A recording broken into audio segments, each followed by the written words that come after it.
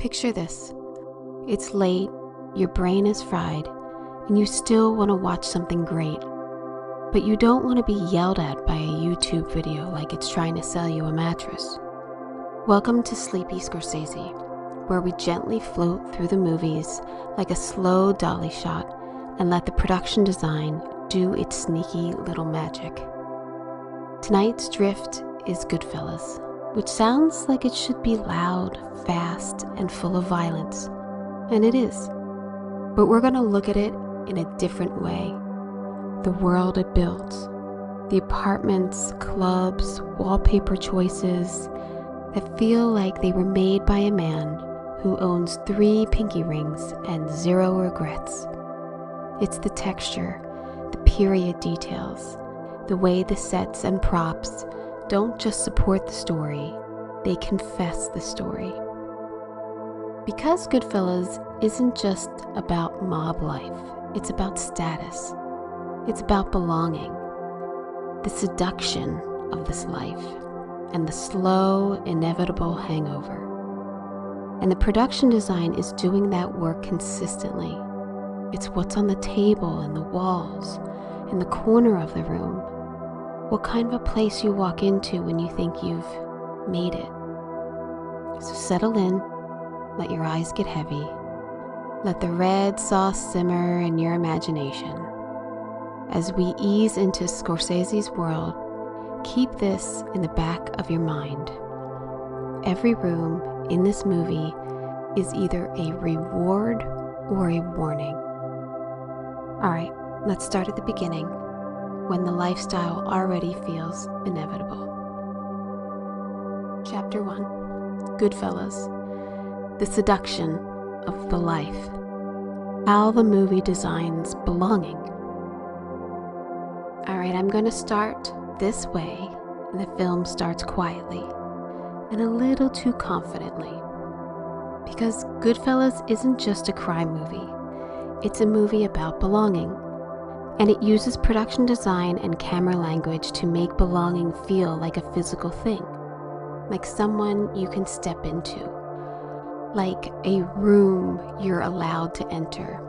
So for chapter 1, we're not only going to rush through big flashy moments, we're going to do something calmer and honestly more powerful. We're going to look at how the movie designs the temptation. Because the real seduction of Goodfellas isn't the money, it's the feeling that the world has rules and you finally know them. And the sets help you learn those rules. The production designer of Goodfellas is Kristen Z, and the set decorator is Leslie Bloom. So when we talk about the look of this world, how it goes from the neighborhood realism to status and pressure, that's not an accident. That's a planned, designed arc. Z has been described pushing the decor to escalate with Henry's experience until it becomes intentionally excess. Now let's start with the most important design fact in the whole movie. The film begins in normal spaces, not generic spaces, specific spaces. Spaces that feel used, spaces that have routines. And those rooms do a very sneaky thing.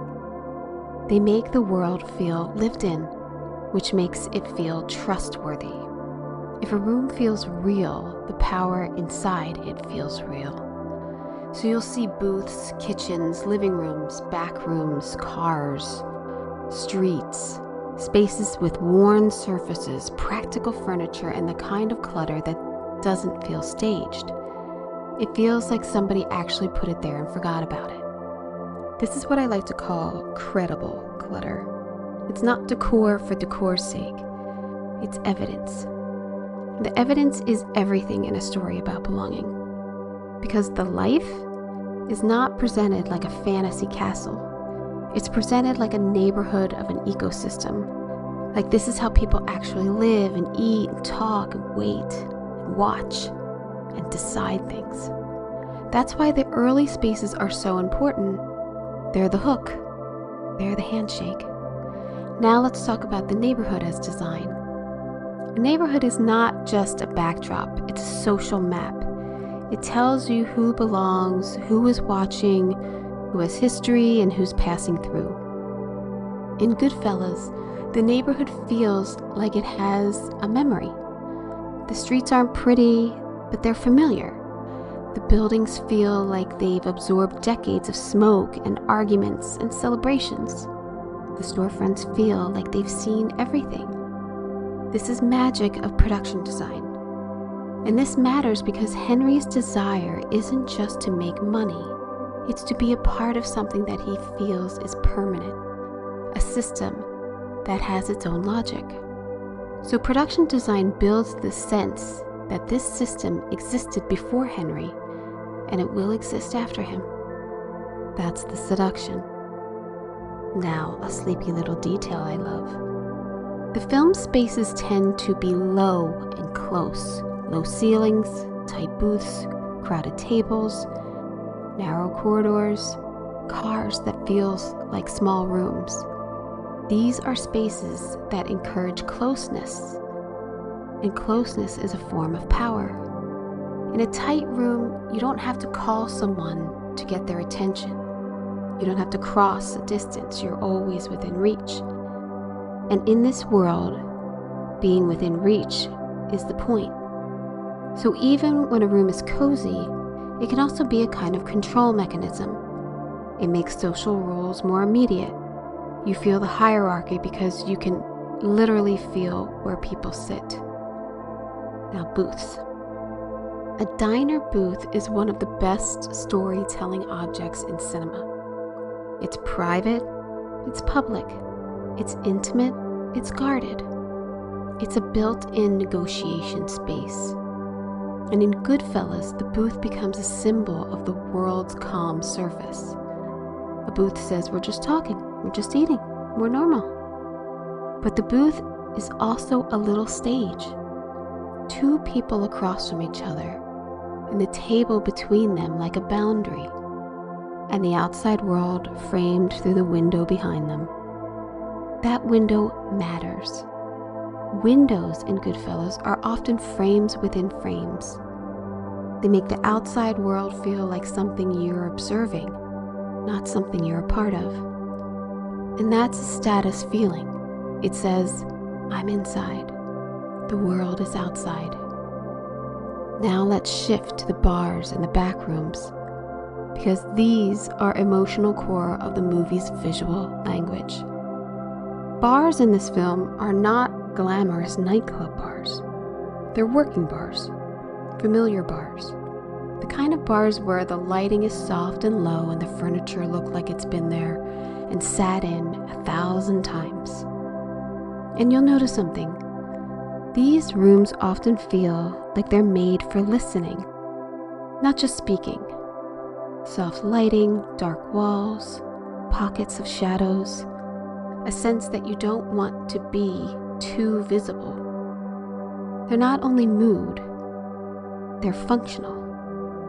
Because the life runs on information. Who knows what? Who heard what? Who said what? And who repeats what? So these environments support secrecy without needing to announce secrecy. The rooms themselves are discreet. They're like social agreements. Now we have to talk about props, because props are what make this world believable.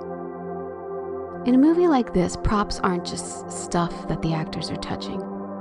Props are proof of routine, of the taste and the power. Think about the objects that repeat in this film.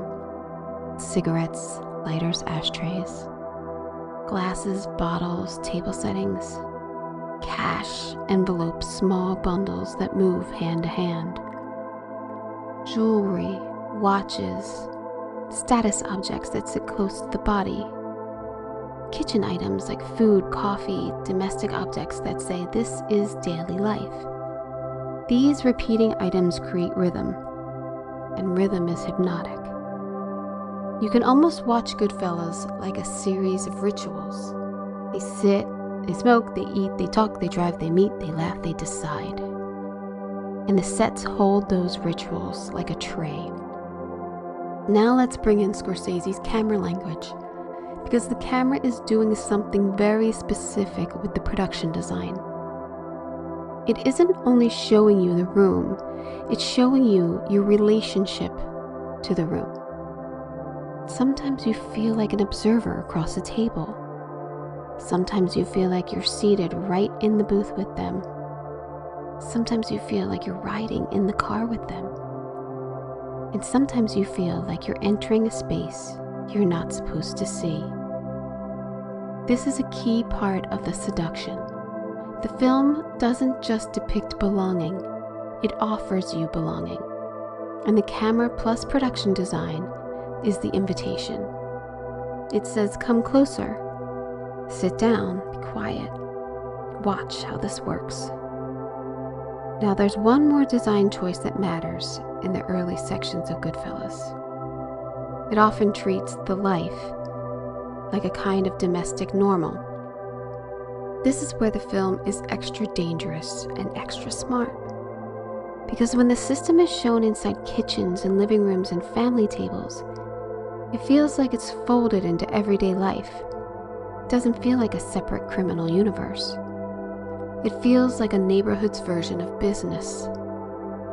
So the design keeps the tone grounded.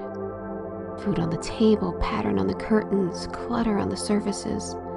A sense that people have been in these rooms for years. And that's how the movie builds trust. Not trust in morality, trust in reality. If the environment feels real, the audience stops questioning it. The world becomes normal. And that normality makes the later escalation hit harder, because you realize you weren't watching a fantasy. You were watching a system.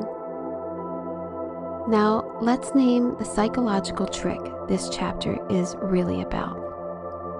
Belonging is an aesthetic. Belonging looks like a seat that's always waiting for you, a room that doesn't feel like it needs to impress you, people who act like they are already inside the circle, spaces that feel repeated, familiar, ritualized, environments that don't ask you to explain yourself. And Goodfellas designs that belonging with total precision, which means as a viewer, you can feel seduced without realizing it. You can feel this world is intense, but it's also comfortable. It's full of rules, but those rules are clear. It's dangerous, but it feels protected. And that's the trap. So here's the calm takeaway for chapter 1.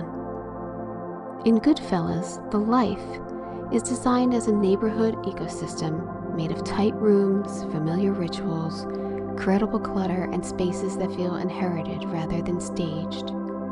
The production design makes belonging feel physical, and Scorsese's camera invites you into that belonging, quietly and smoothly, like you're being let in through the side door. Chapter 2. Goodfellas, neighborhood realism as a costume, spaces that raise you. In this chapter, we enter the world of Goodfellas through its everyday spaces, because the film's power comes from how ordinary rooms quietly teach you the rules.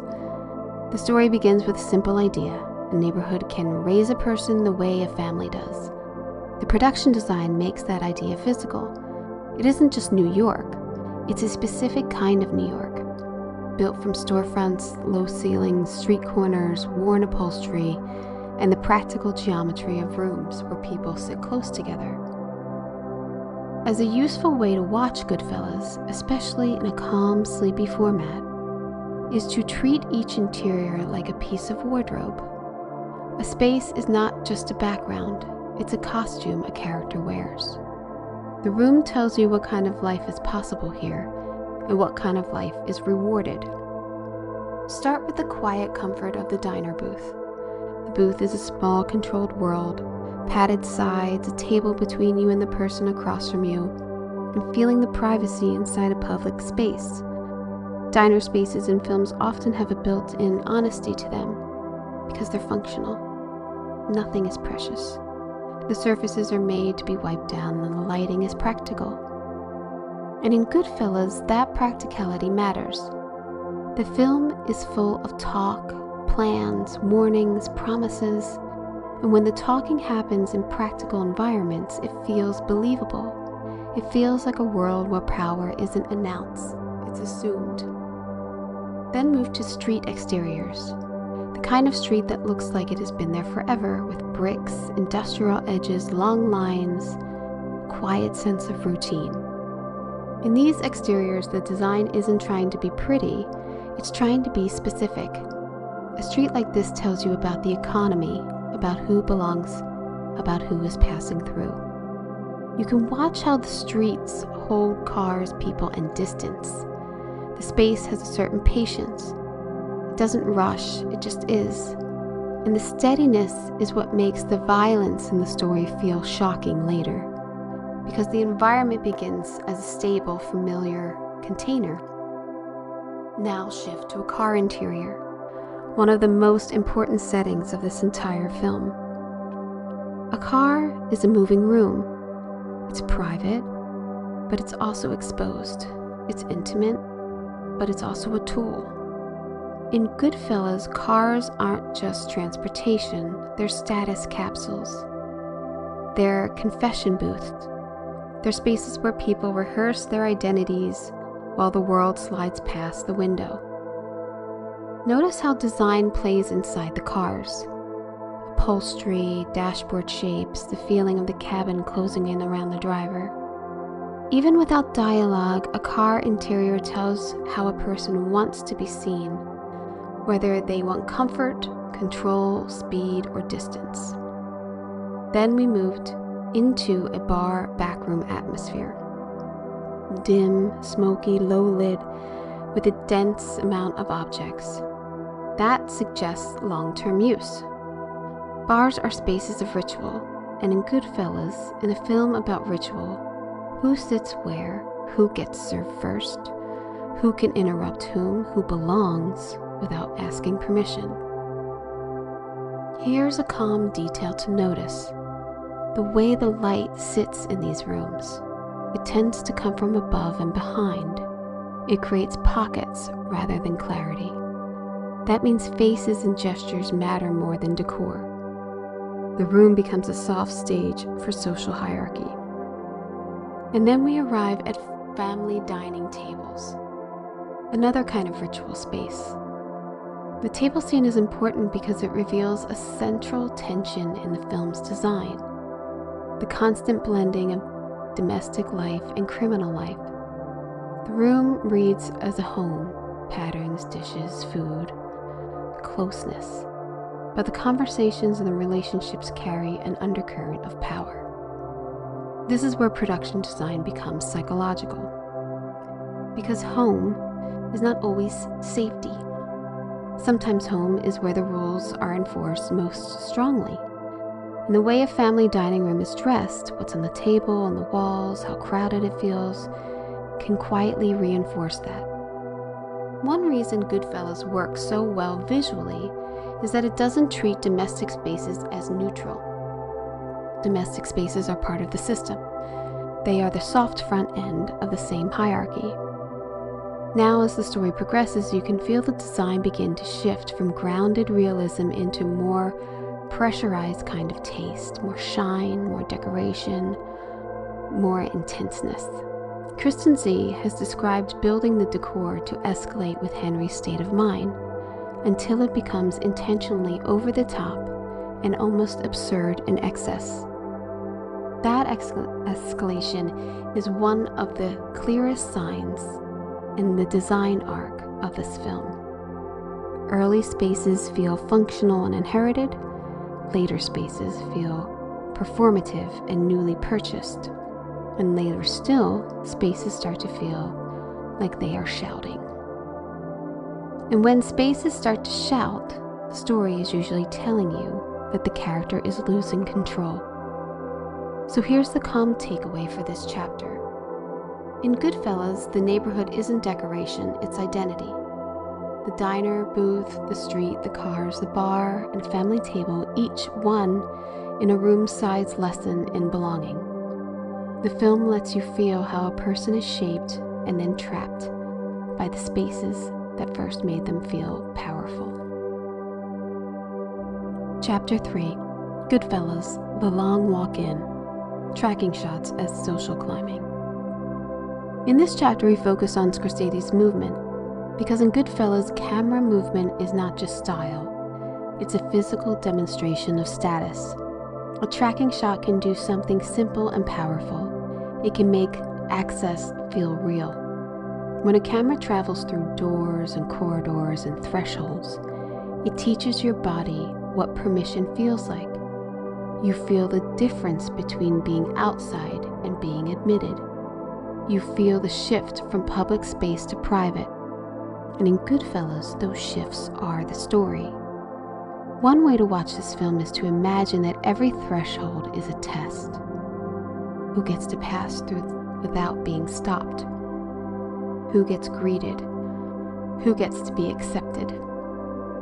These are questions production designers answer through layouts and staging, where the door is placed, how narrow the hallway is, how the room opens up, what's visible when you enter, and what stays hidden. Now let's return to the restaurant and club environments, because they're perfect examples of how access becomes choreography. A public dining room is one kind of space, open, visible, and shared. But behind that dining room is usually another world: corridors, service lanes, back entrances, kitchens, storage. These areas are less glamorous, but more powerful because they control the flow. Anderson films sometimes show you a dollhouse layout for comfort. Scorsese shows you service layout as a hierarchy.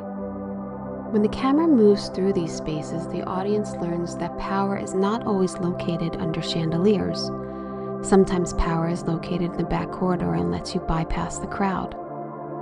Now think about that nightclub showroom, the Copacabana.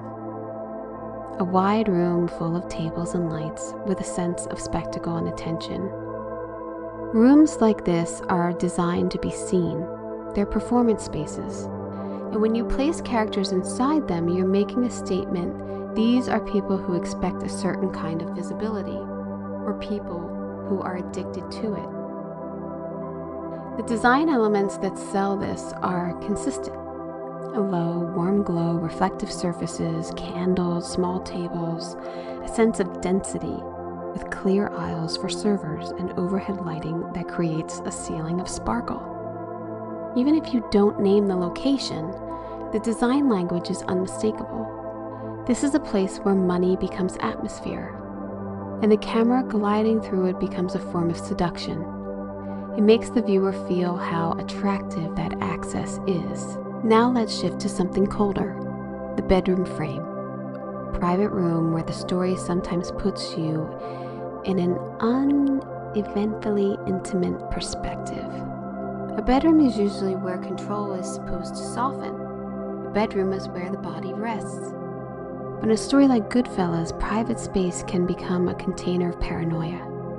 And when you see a weapon in a bedroom context, it changes the emotional temperature of the room immediately. Production design is doing something subtle here. It's reminding you that even the most private spaces are contaminated by the rules of the outside world. The criminal system doesn't stay at the bar. It follows people home. It sits on the nightstand and it enters their bed. And the shift is critical because it reframes success as a form of captivity. Now we return to the car again, because movement is not only camera movement, it's also story movement through design spaces.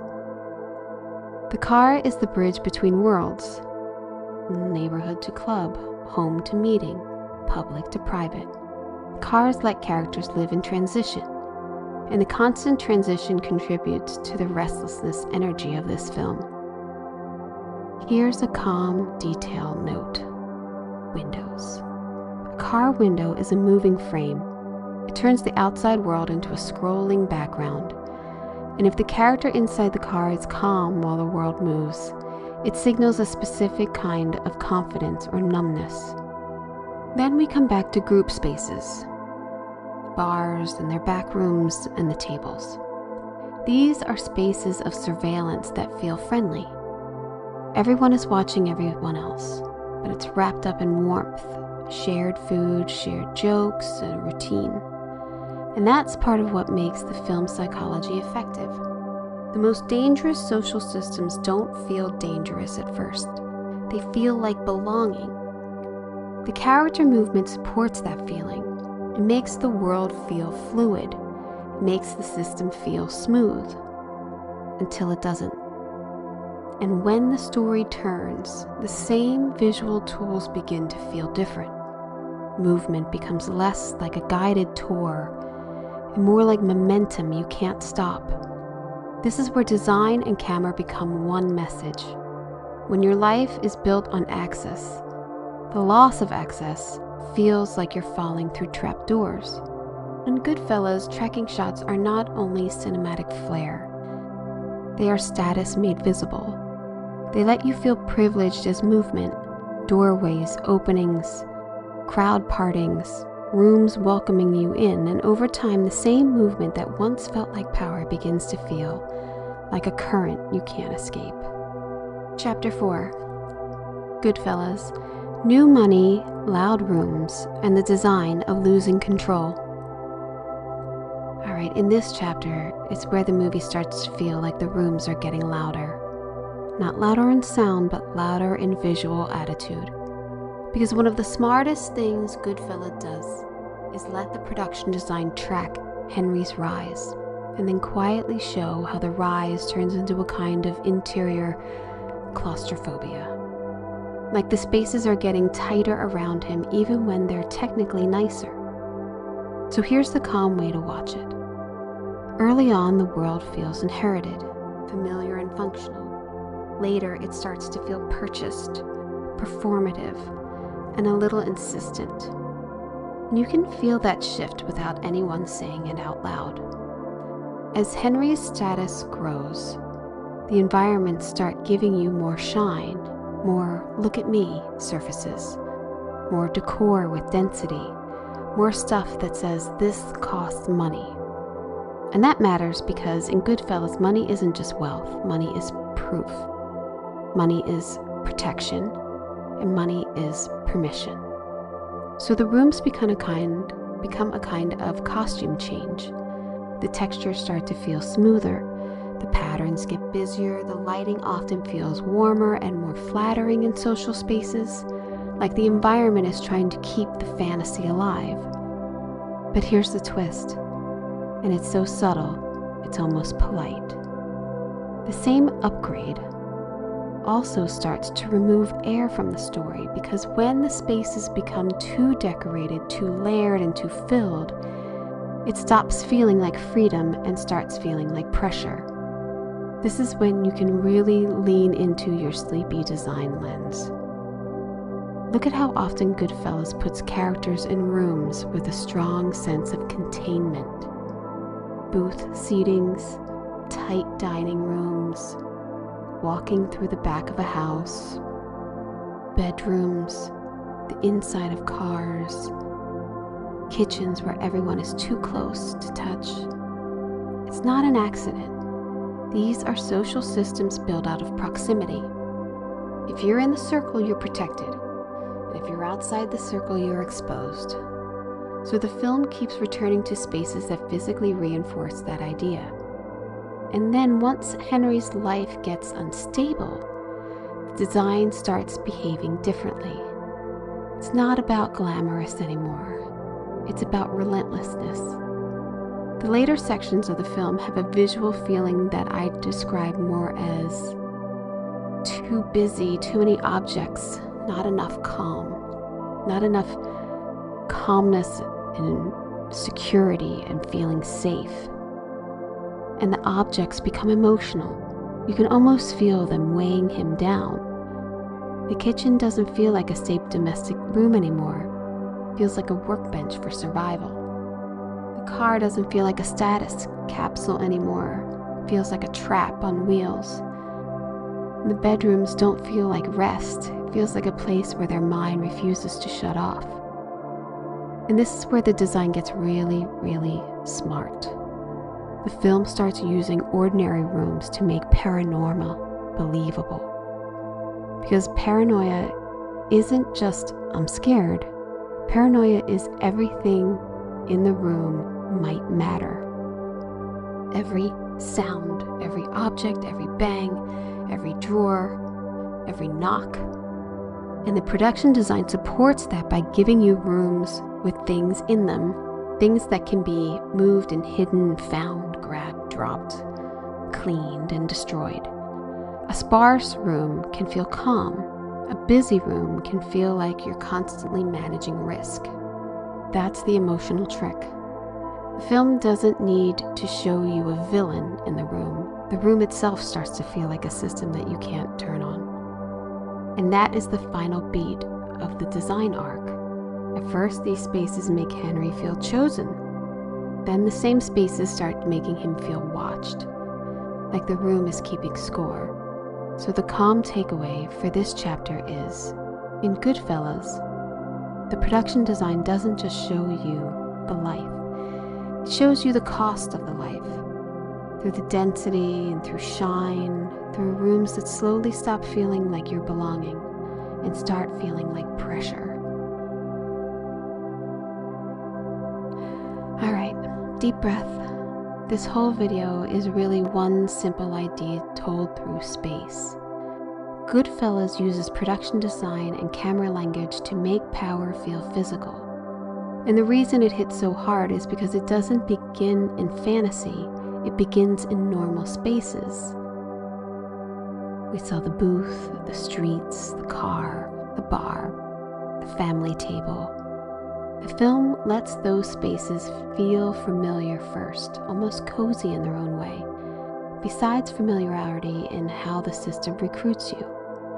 Then the camera starts moving you through the world like a guided tour of access. Doors open, corridors appear, back entrances become the real front doors, and the room says, "You belong here." And that's the seduction. But the final shift is one that stays in your bones. As the lifestyle escalates, the rooms escalate too. They become shinier and busier, more performative and filled. And eventually the same environments that once felt like status start to feel like surveillance. That's the design psychology of Goodfellas. Not just crime looks cool, more like crime looks organized until it doesn't. So if you're watching this sleepy video or just listening, remember the rooms do what they do.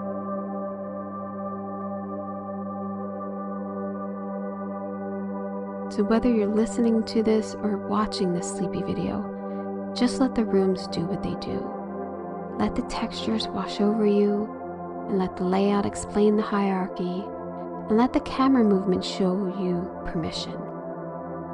And if you're still awake, honestly, congratulations, because this is a very soothing way to process a very stressful movie. If this kind of film design breakdown is your thing, I'll keep making them. Quiet, specific, and obsessed with the details that most people don't notice, but somehow always feel. And for now, that's Goodfellas. The life, the layout, and the slow movement when the room stops being a reward and starts being a cage.